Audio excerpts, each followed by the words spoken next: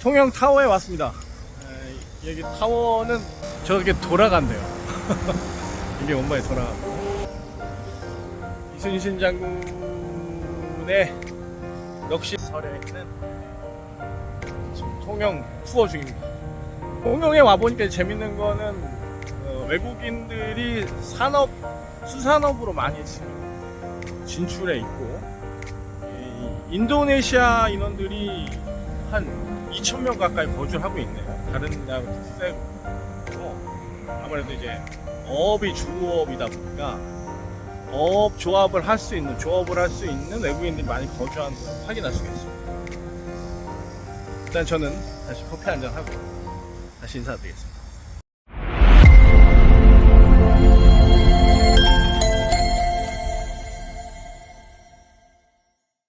또 기존에 이제 농촌 위주로 그 사업을 진행하던 외국인 계절 근로자는 이제 어촌으로 이제 확대가 되겠죠.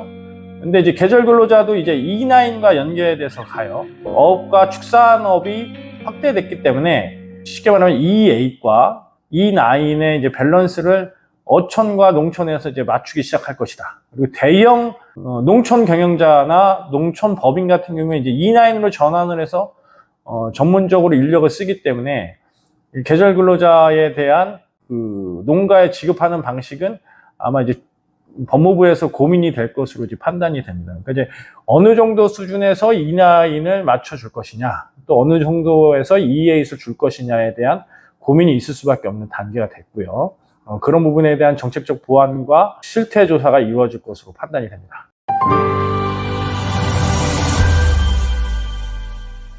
그리고 이제 공공형 계절 근로자의 이제 특색은 학교를 매입을 하고 모텔 시설을 매입을 해서 이제 외국인 근로자들이 실제 단기간 대규모 체류할 수 있도록 출퇴근 시스템을 고려하고 있는데, 경북의 2개 지자체에서 시범적으로 시행을 하고 있어요. 이것들은 이제 시험 결과가 후반기 때 나올 것이고, 이 결과가 좋으면 아마도 경북의 이 두 시스템은 전국에 추가적으로 확대될 것으로 보여집니다. 그러기 위해서는 당분간은 결혼 이민자에 대한 확충될 것으로 보이고, 반대로 EA1, EA2 뭐 확충은 되겠지만 EA1은 진입 장벽이 점점 높아질 것이다. EA2에 대한 사업성도 다소 부족해질 것이다 라고 이렇게 볼 수가 있죠.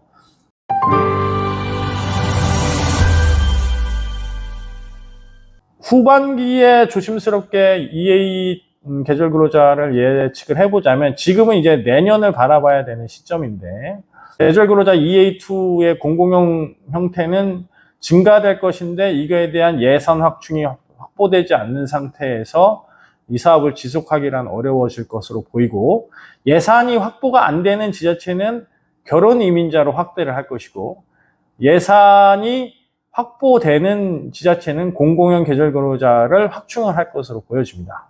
그것은 이제 지자체의 능력에 따라 차이가 날 것으로 보여지고요.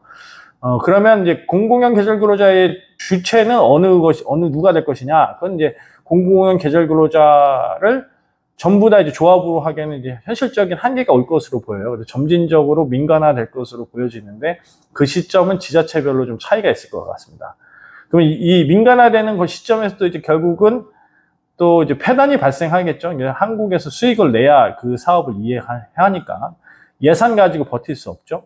그러니까 이제 결국에는 또 민간화 시킬 때 발생되는 이제 해외에서의 수수료에 대한 요구가 증가될 것이고, 반대로 한국에서도 이에 대한 예산 확충과 인력 확충에 대한 문제에 대한 요구는 계속적으로 증가될 것으로 보여지고, 한동안 결혼 이민자 계절 근로자는 트렌드처럼 확대될 것으로 보이는데, 이 관해 지역으로 확대될 것으로 예상을 했던 경기도, 경기 북부 이 지역에 대한 결혼 이민자는 한시적으로 한 1, 2년은 트렌드처럼 관해 지역으로 들어올 수 있을지 모르겠으나, 그 기간이 오래되지 않고 결국에는 이제 관내에서 다 충당이 가능한 모습으로 전환될 것으로 이렇게 예상이 됩니다.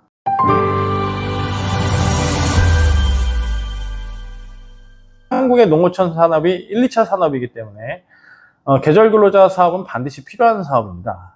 그렇지만 여러 가지 의미가 있어서 정책이 각각 다르게 적용되죠. EA1을 지자체장 입장에서는 포기할 수가 없습니다.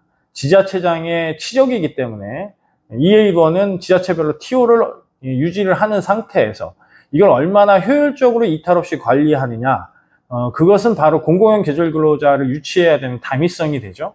근데 이것은 지자체 예산과 인프라에 따라서 천차만별이기 때문에 이 숙제를 풀어내는 지자체들은 성공적인 E8, 1, 2를 운영하게 될 것이고, 이 성공적인 E8, 1, 2를 운영하기 위한 인프라와 예산 확보는 필수 불가결한 존재다라는 것을 앞선 상황에서 제가 충분히 설명을 해드렸고요.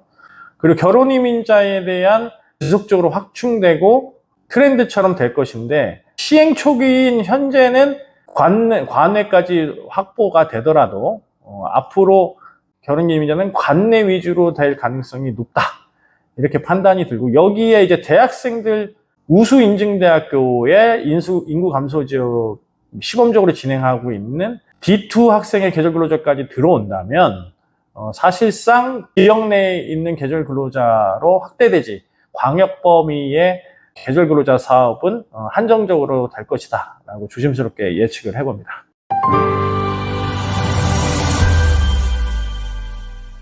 계절 근로자 사업은 저희도 진행을 합니다. 기술 자문이 필요하거나 연결이 필요하신 해외 루트 또는 한국의 루트를 원하시는 분들과 언제든지 연락을 주시고, 계절 근로자 사업은 한국에서 가장 인바운드 할 수 있는 효율적인 사업이죠.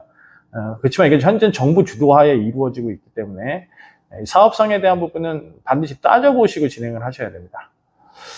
저는 일단 인프라 확충 차원에서 저희들은 기술 자문과 네트워크를 제공해드리고 있는 상태이기 때문에 언제든지 필요하신 분들은 연락을 주시기 바랍니다.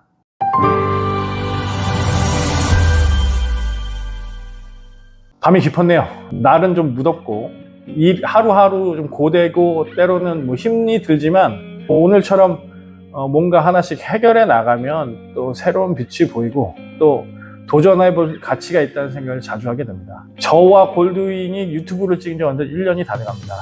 1년 전 유튜브를 좀 제가 잠시 얼마 전에 봤는데 그새 1년 사이에 제가 성장을 많이 했더라고요.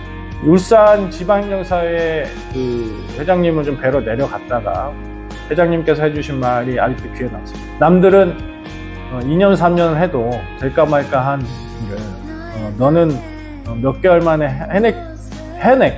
해내가는 과정이기 때문에 당연히 힘든 것이 아니냐, 그것도 못 이겨내면 큰 일을 할 수 없다 라고 해주신 우리 울산 지방행정사회 회장님과 우리 사무국장님께 가르침에 대해서 진심으로 감사를 드리고, 그 가르침에 어긋나지 않도록 오늘도 내일도 최선을 다하는 골드윈과 류지영이 되도록 영상을 통해 약속을 드리겠습니다. 끝까지 시청해 주셔서 감사합니다. 저는 다음 전반기 결산 컨텐츠를 가지고 다시 인사드리겠습니다. 지금까지 골드윈의 류지영이었습니다. 감사합니다.